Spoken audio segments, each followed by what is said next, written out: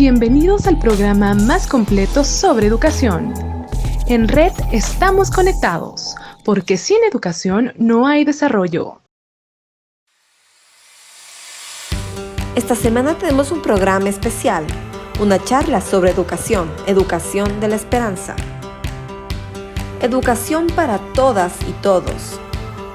Porque quien educa es un artesano de seres humanos auténticos. Cuando iniciamos un proceso de formación o de estudios, matriculamos a un hijo o una hija en la escuela o la universidad, consciente o inconscientemente nos habremos hecho al menos 4 preguntas. ¿Para qué estudiar?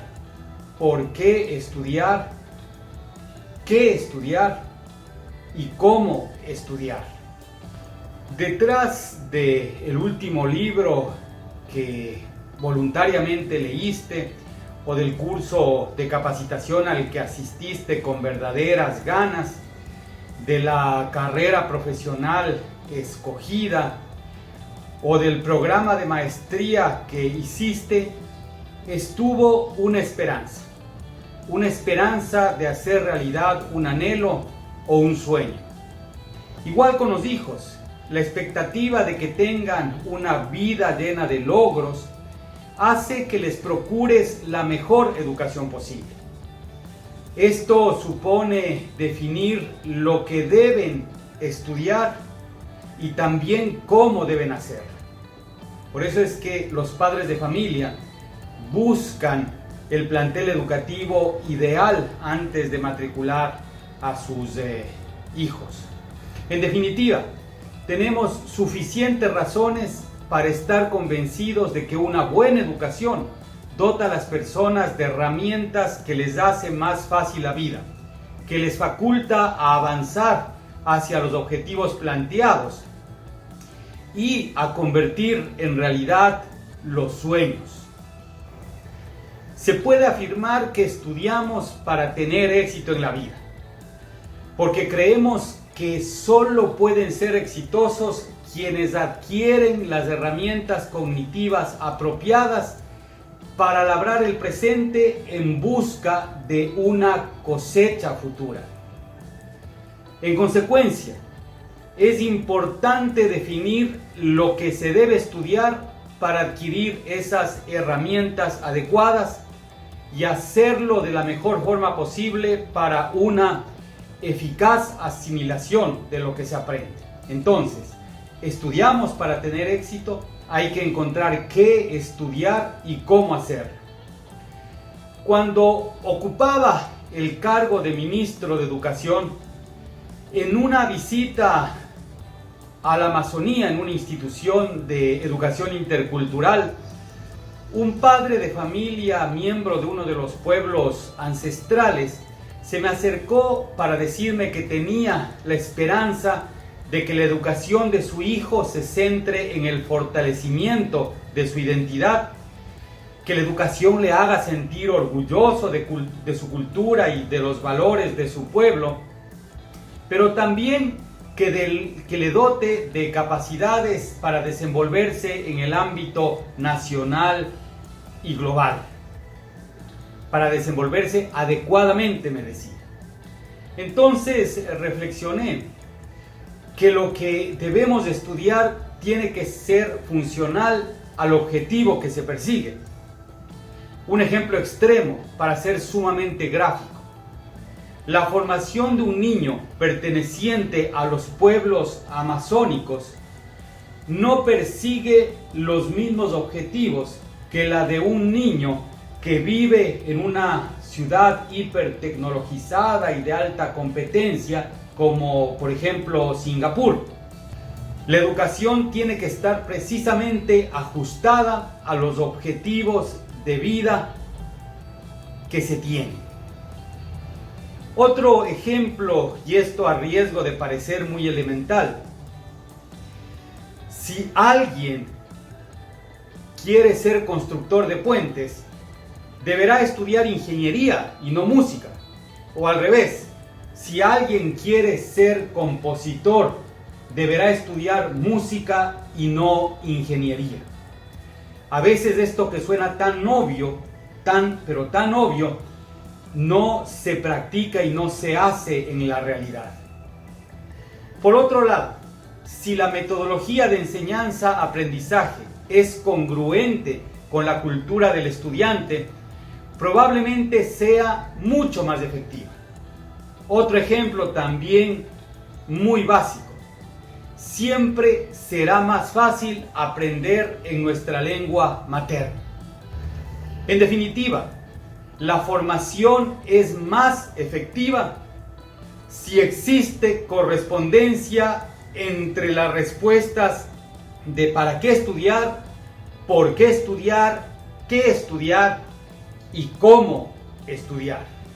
Cuando al padre de familia amazónico le pregunté qué entendía él por desenvolverse adecuadamente en lo nacional y global, me respondió que eso significaba que su hijo pueda a futuro trabajar o hacer negocios en cualquier parte del mundo para así tener ingresos suficientes y que pueda vivir bien. Hace unos años, también en un recorrido por la costa ecuatoriana, una joven que entonces cursaba una licenciatura en la Universidad de Guayaquil, gracias a la gratuidad de la educación superior en nuestro país, y ya que el gobierno le había otorgado una beca de manutención, me invitó a que pasara la noche en casa de su familia.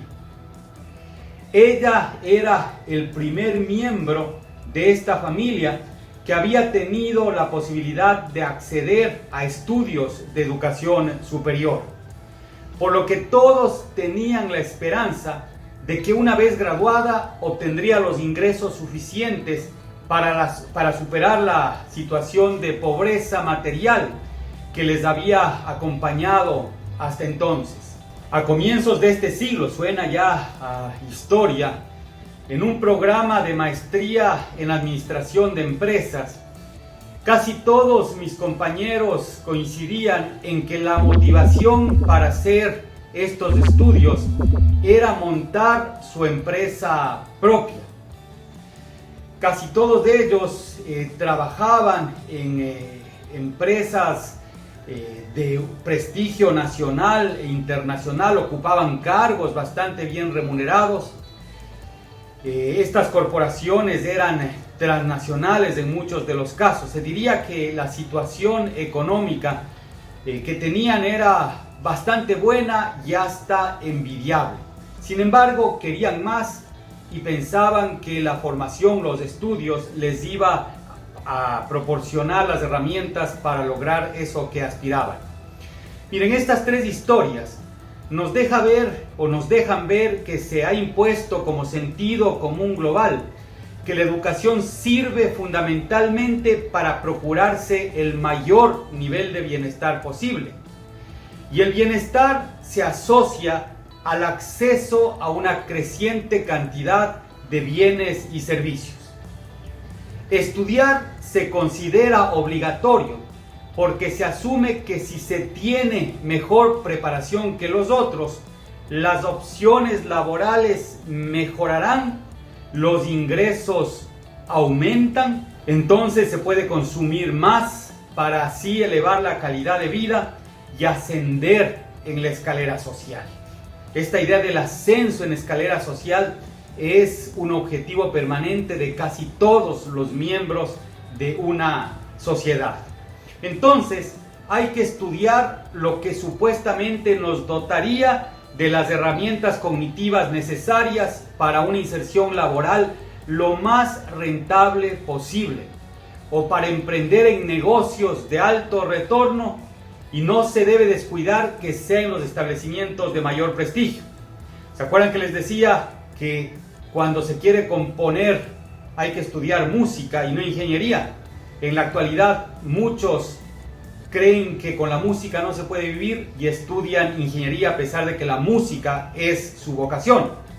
En síntesis, en la actualidad se estudia para tener éxito en la vida.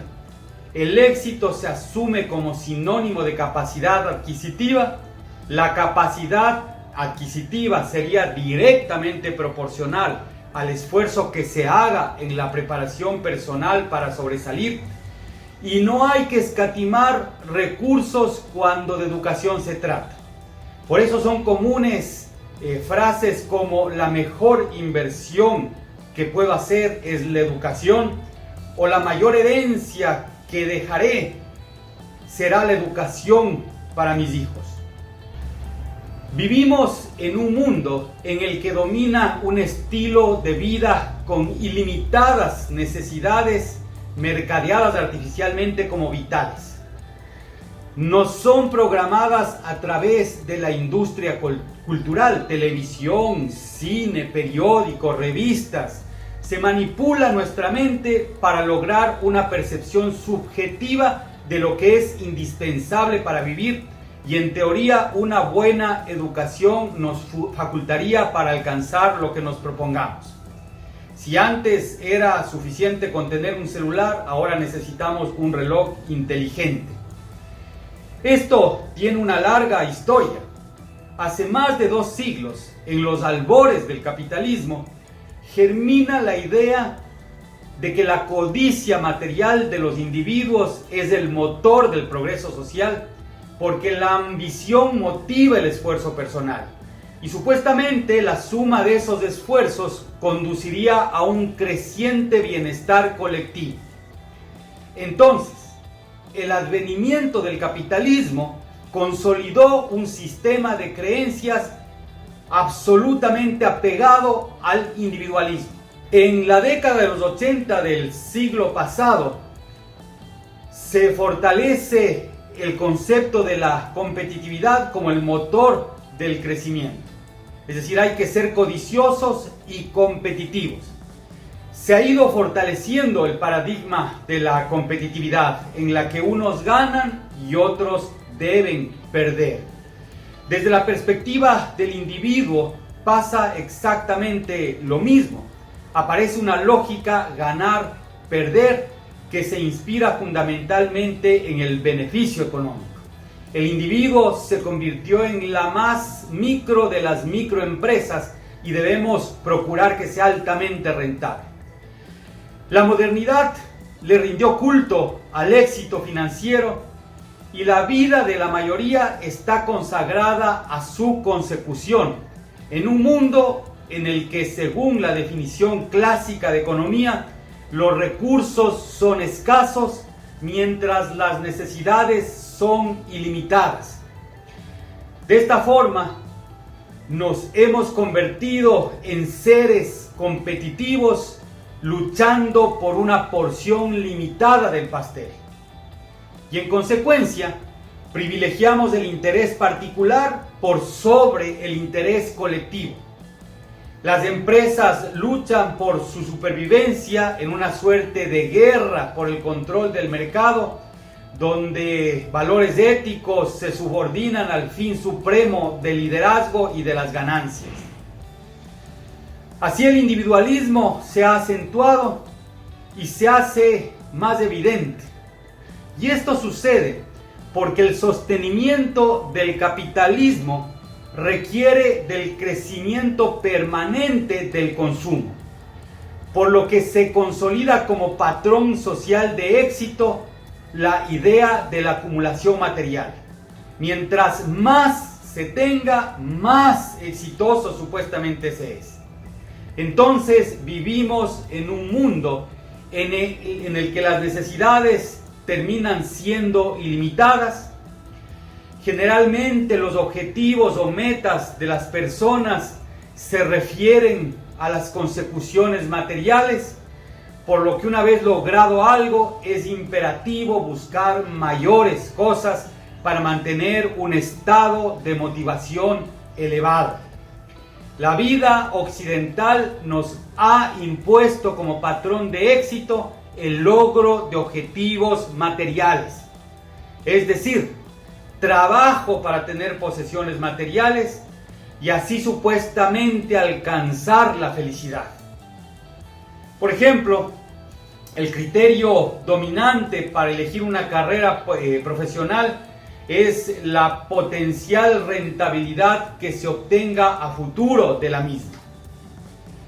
El criterio dominante para impulsar un emprendimiento es la tasa interna de retorno. No importa si existe impacto ambiental o si se tiene que explotar a los trabajadores. Y tampoco importa la realización personal del emprendedor con tal de que gane. También el criterio dominante para ingresar a la universidad es el título a obtener, no el conocimiento que se adquiere. En este contexto, las industrias culturales transnacionales inducen a la compra de estilos de vida que se constituyen en estereotipos de éxito.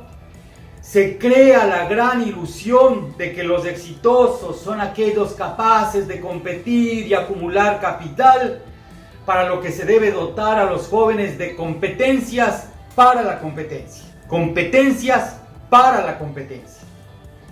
En un mundo en el que evidentemente no deben haber regulaciones porque los seres humanos pueden obtener todo aquello que se propusieran. Mientras tanto, las instituciones educativas asumen prácticas que precisamente premian el individualismo. Por ejemplo, se gratifica de distintas formas al mejor estudiante, es el abanderado, no importa qué relación tenga con sus compañeros. Es decir, en su selección solo se considera el promedio de sus calificaciones, que no incluyen en absoluto criterio alguno sobre su interacción social o su contribución al logro de objetivos comunes.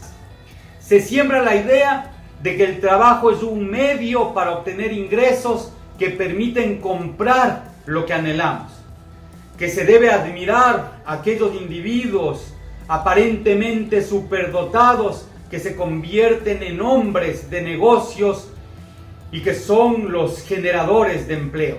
Se asume que la pobreza de la mayoría se deriva fundamentalmente de su falta de dedicación al trabajo, como que si no fuera cierto que los que menos tienen más esfuerzo y más trabajo hacen. Para algunos, esta creencia puede ser una profecía que se cumple porque el punto de partida es privilegiado debido a las oportunidades que tienen de acceder a educación de calidad y también a una red social que facilita su desarrollo laboral, sus negocios. Pero en la inequitativa América Latina, para la mayoría de la población, esto solo provoca o genera quimeras que terminan en grandes frustraciones. Porque, por ejemplo, para el hijo del campesino pobre o del obrero que sobrevive con un salario precario, no será suficiente con leer muchísimos libros de autoayuda, si acaso tiene acceso a ellos, para, como decía la publicidad de una lotería, atreverse a soñar en tener una vida como las de los que presentan los programas de televisión. Si no se cuestiona el sistema, al menos es necesario igualar la cancha para que la competencia por la porción del pastel sea algo más justa. En palabras de George Washington, no el presidente, sino el educador afroamericano de mediados del siglo XX, la educación es la llave para abrir la puerta de oro de la libertad. Y entonces de lo primero que la educación podría liberar a las personas es de la pobreza material. Sin educación o con una mala calidad educativa, quien vino al mundo en un hogar pobre es casi seguro que muera en medio de la pobreza material.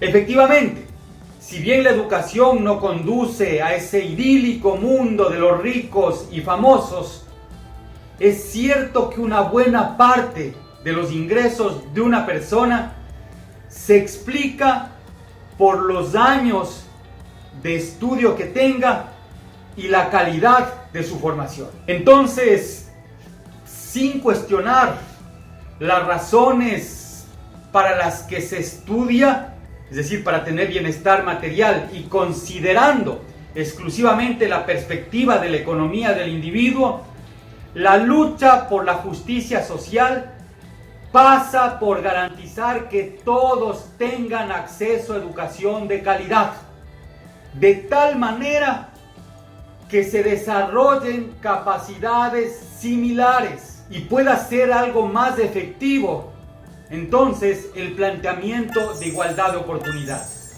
Sin capacidades similares, la igualdad de oportunidades es letra muerta. En un acto de elemental justicia social, la sociedad, a través del Estado, está obligada a garantizar el acceso a todos a la educación y a la transformación profunda del modelo para que todos tengan derecho a educación de calidad. Por esta razón, una reforma progresista es fortalecer la educación pública para dar cobertura universal y tener un nivel de calidad suficiente para dotar a los estudiantes de las competencias y conocimientos que se consideran necesarios para un adecuado desenvolvimiento en este entorno competitivo en el que tenemos que vivir. Exagerando un poquito, incluir en la educación a los sectores históricamente marginados sería como reemplazar la bicicleta por un carrito de karting para competir en carreras de Fórmula 1. Es un avance.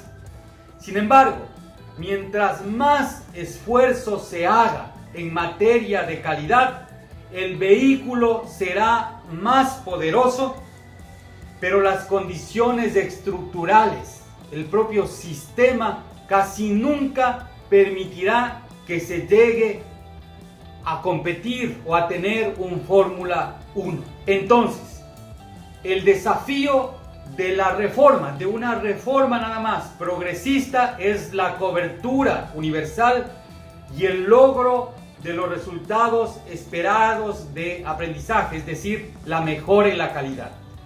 Los indicadores que dan cuenta del avance educativo son las tasas netas de asistencia o matrícula y los resultados que obtienen los estudiantes en pruebas estandarizadas orientadas a medir el grado de desarrollo de competencias básicamente en matemáticas, lectura y ciencias.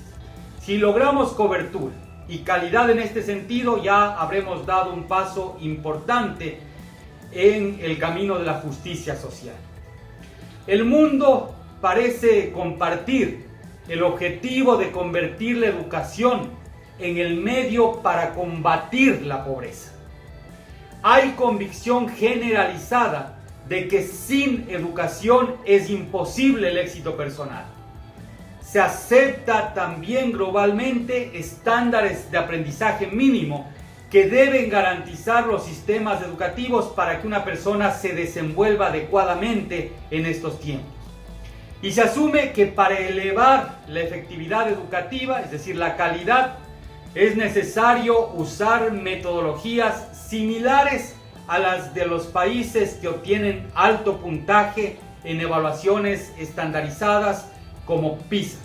En América Latina, los gobiernos han hecho grandes esfuerzos por incrementar la cobertura educativa, pero muy poco por elevar los resultados del aprendizaje, o sea, la calidad. En consecuencia, cada vez hay más niños, niñas y adolescentes que asisten a la educación, pero su formación no es comparable a la que reciben quienes tuvieron la fortuna de nacer en cunas privilegiadas. En medio de esta situación, los sistemas educativos latinoamericanos abandonaron la vieja normalidad después de haber logrado importantes avances en materia de cobertura. pero teniendo un enorme déficit en resultados del aprendizaje, lo que se evidenció, por ejemplo, en la reconocida prueba PISA, aplicada por la OCDE, en la que Chile muestra el mejor desempeño de los países de la región, con puntajes en lectura, matemáticas y ciencias inferiores al promedio general de los países evaluados. Es decir, la situación de la educación en América Latina es todavía crítica en materia de calidad.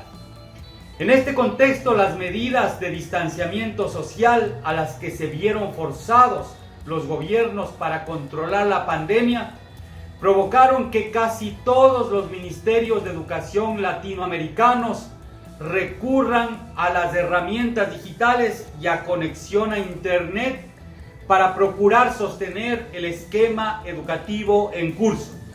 Es decir, la respuesta a la crisis fue conservadora en el sentido de que se pretendió mantener lo convencional con algunas adaptaciones tecnológicas.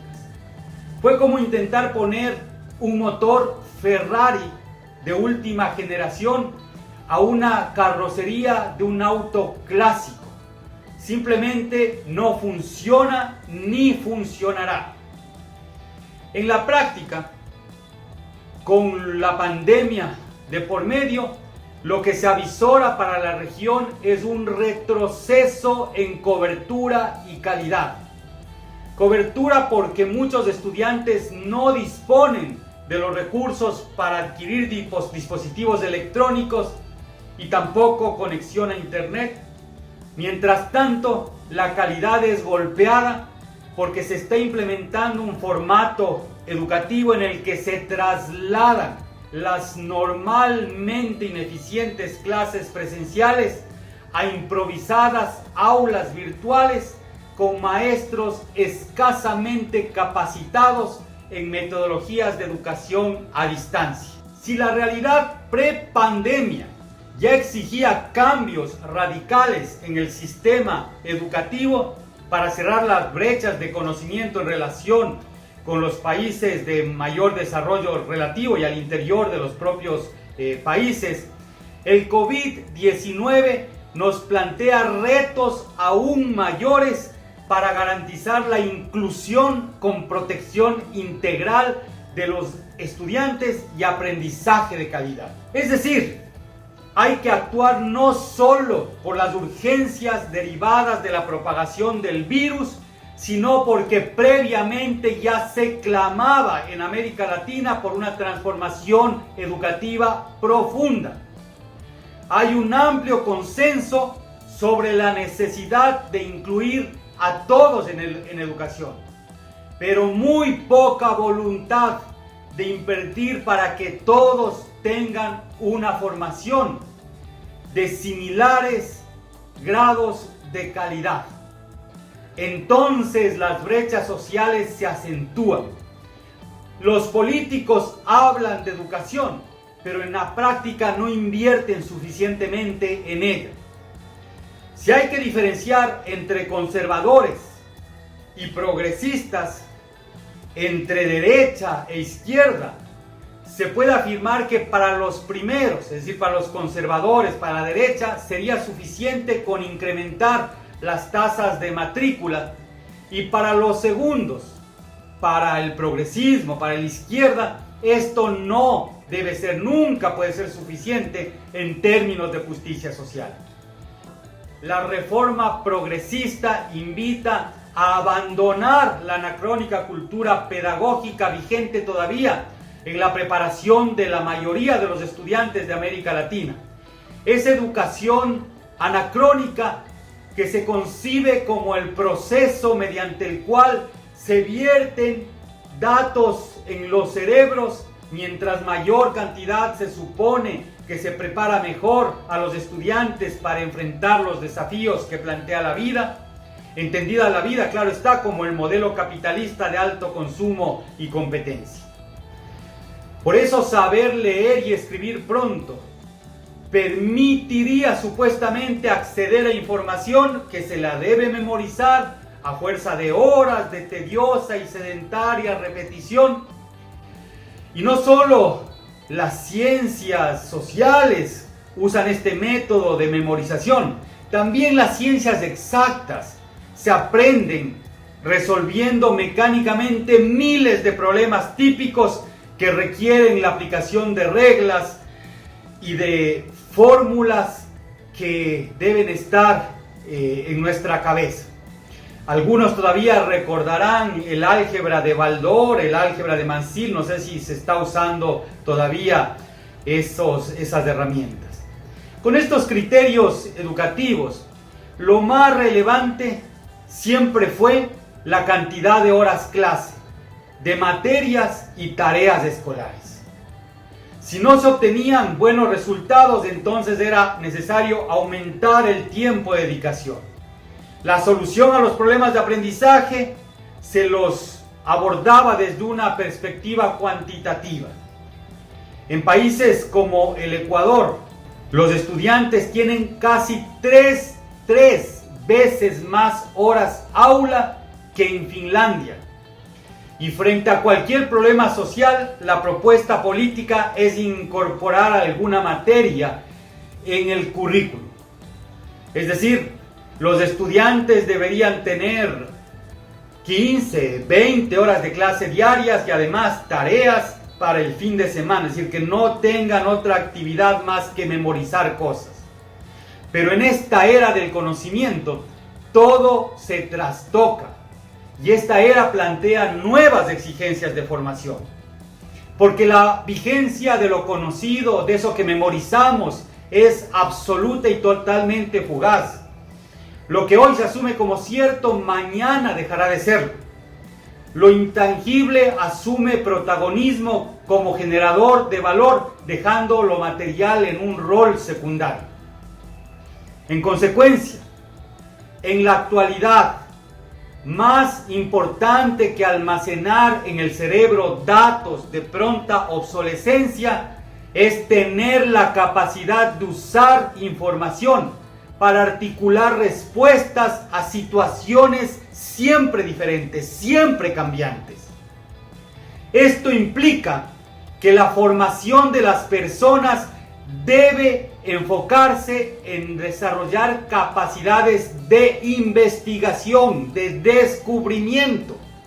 Es decir, dotar a los estudiantes de las competencias suficientes para que sepan recoger de la realidad datos relevantes para agruparlos lógicamente, convirtiéndolos en información que pueda ser usada para mejorar o transformar su situación y la de su entorno, la del colectivo.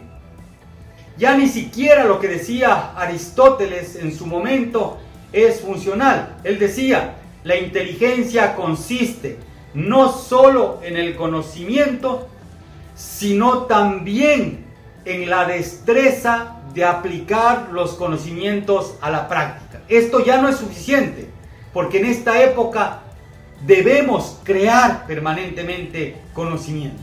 El mundo avanza hacia la implementación de metodologías pedagógicas en la que se plantea a los estudiantes problemas cuya resolución implica la adquisición de nuevo conocimiento.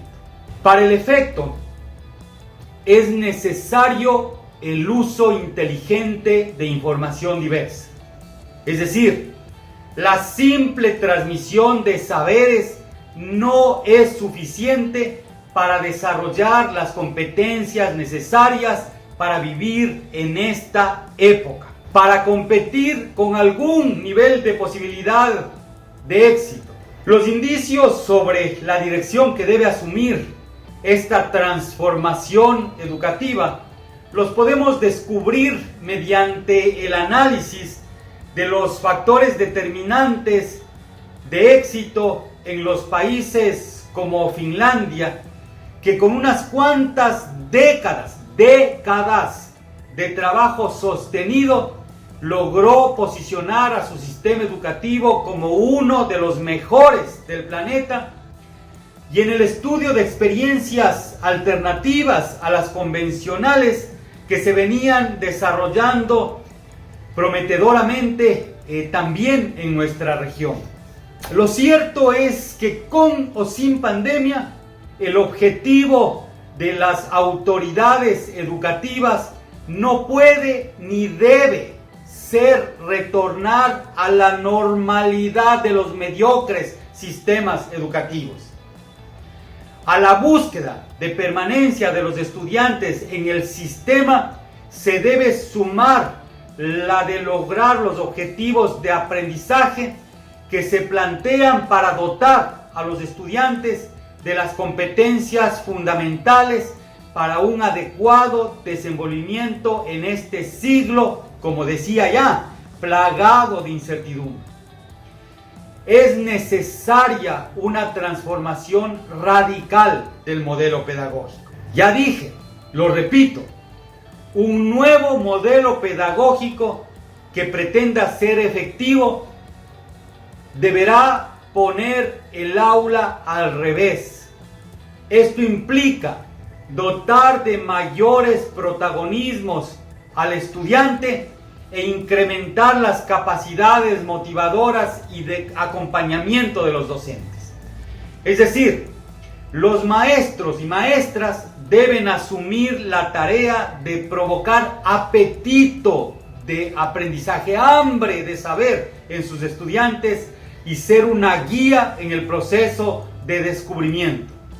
La era de la simple transmisión de contenido curricular debe terminar definitivamente. Después de estudiar las exitosas reformas educativas de varios países y visitar algunos de sus planteles educativos, estoy convencido de que la eficacia de los sistemas educativos radica en el salto que se da desde el aprendizaje pasivo al aprendizaje activo. Algunos pedagogos dirían que reemplazaron la educación centrada en el docente por una centrada en el estudiante. Esto significa que el maestro dejó de ser un transmisor y el estudiante un receptor para convertirse en orientador, el uno, y explorador, descubridor, el otro. Hasta aquí nada nuevo bajo el sol. Edgar Dale, hace más de 50 años, presentó lo que denominó el cono del aprendizaje. Y las grandes innovaciones educativas de la actualidad están sustentadas precisamente en la idea de que es fundamental inducir a los estudiantes a tener experiencias significativas de aprendizaje, es decir, aprendizaje activo, no pasivo. El mayor cuello de botella para la transformación de los sistemas educativos es que las plantas docentes, en su mayoría, tienen una formación profesional insuficiente y muy poca motivación para impulsar cambios radicales en los paradigmas educativos. En América Latina, los maestros han sido maltratados, desmotivados. La carrera se ha desvalorizado. Tal como nos ilustran las experiencias de transformación efectivas de sistemas educativos, todo cambio comienza por dotar al talento humano de las capacidades y competencias necesarias para provocar ese cambio. Evidentemente, la formación de la planta docente en nuestros países es insuficiente, se demanda mayor preparación. Es urgente que el Estado implemente un ambicioso programa de formación y capacitación para así, conforme el título del libro de Jonathan Bergman y Aaron Sanz, poner el aula de cabeza. Se necesitan maestros motivados y bien preparados para que cualquier transformación sea posible. No será posible transformar la educación en nuestros países sin desarrollar capacidades docentes que posibiliten implementar una nueva propuesta educativa orientada al desarrollo de competencias. Es necesario, urgente, emprender en innovaciones efectivas fundamentadas en aprendizaje activo. Aquí está una tarea para el reformismo progresista: cambiar el modelo pedagógico en la educación pública para ajustarlo a las necesidades del siglo XXI.